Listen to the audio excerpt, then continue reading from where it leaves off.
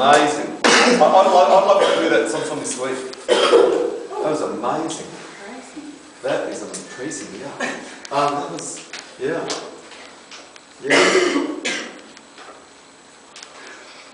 How would something like that work after we did the national anthem?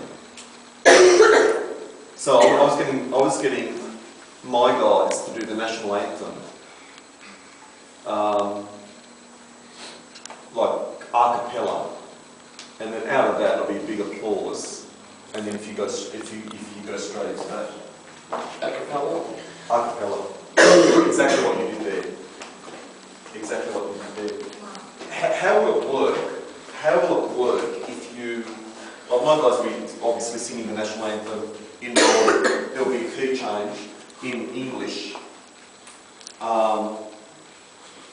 Like, is that the key that you always sing it in? So I guess what I'm saying is if they're singing the national anthem in this key, will it muck you guys up if, do you know what I mean? I know they're probably going to be singing, they'll probably end it in B.